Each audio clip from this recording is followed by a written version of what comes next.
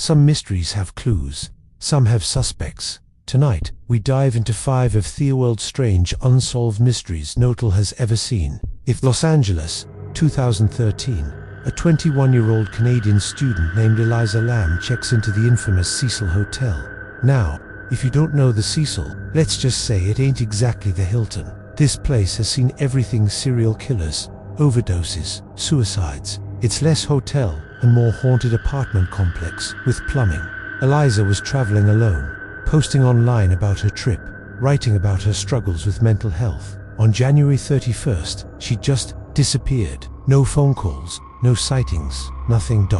Then police released the elevator footage, and Lord help me if that video ain't one of the creepiest things ever uploaded to the internet. Elissa steps inside, presses every button like she's trying to win at Vegas slots, then peeks out like someone's chasing her. She hides in the corner, waves her arms in this strange, jerky way like she's talking to something we can't see.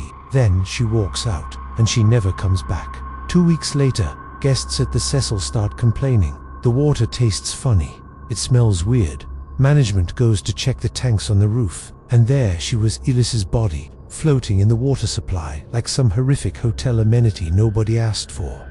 The official story: accidental drowning, influenced by her bipolar disorder. But here's the thing: how did she get up there? The roof was locked. Alarms would have gone off, and those tanks, they're not easy to open. It's like saying a cow accidentally saddled itself. Doesn't make sense. Some folks blame her illness. Others whisper about ghosts, demons, or something darker. All I know is this: next time you're in a cheap hotel, maybe think twice before drinking the tap water, because sometimes the horror isn't just in the history of a place, it's in your glass.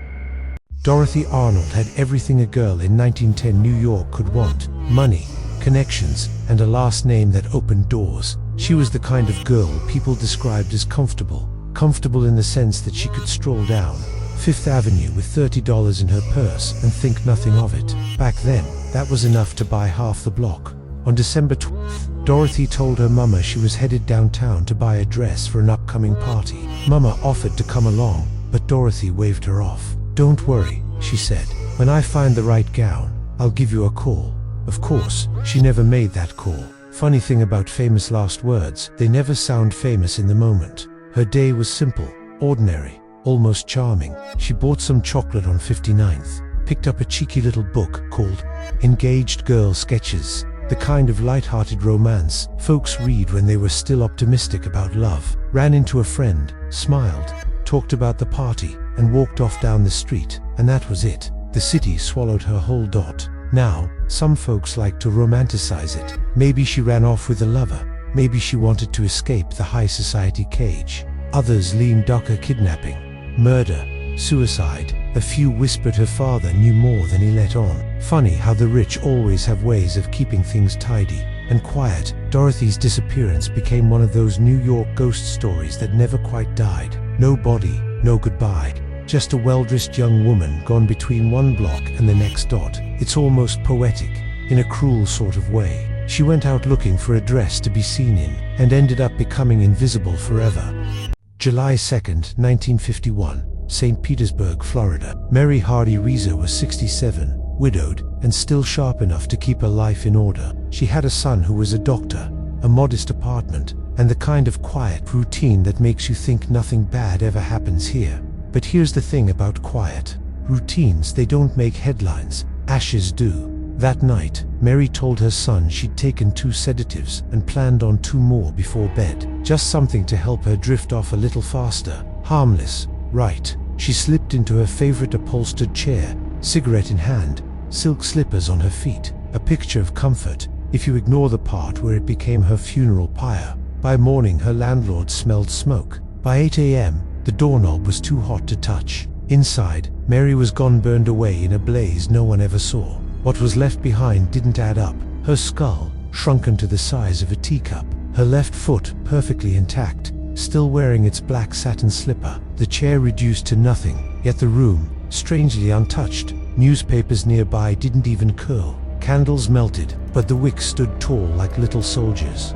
The FBI called it the wick effect, her body fat fueling the flames, turning her into a human candle. Neat theory, Except cremation normally takes 3,000 degrees and hours of constant fire. So if it wasn't the wick effect, was it spontaneous human combustion, or something darker, stranger, that science won't put its name on? Mary Hardy Reeser's life ended in silence. No screaming neighbors, no raging fire, just a woman, a chair, and a mystery that turned her body to dust while the world slept. Was it a cigarette, bad luck, or proof that the human body can ignite itself from within? To this day, the only thing left certain is a single black slipper, still waiting for an answer.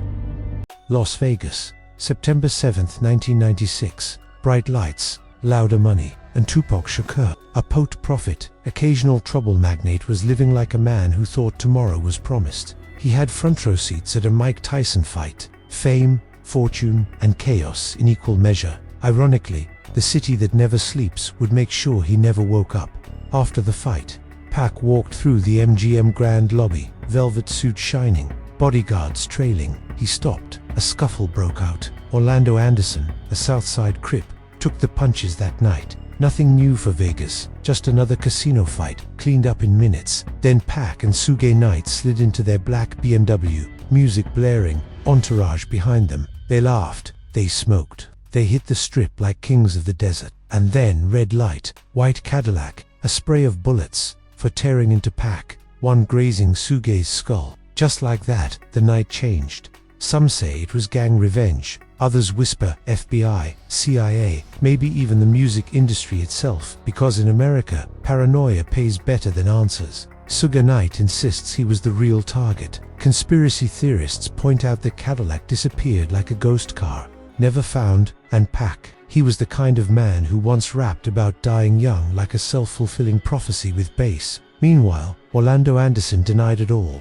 until he was murdered 2 years later. Convenient, if you're writing a movie. Terrifying, if you're living in one. At the scene, Sergeant Chris Carroll leaned down, blood slicking the pavement. "Who shot you?" he asked. Tupac looked him dead in the eye, smirked, spat a curse, and slipped under. No names, no closure, just silence in the neon glow.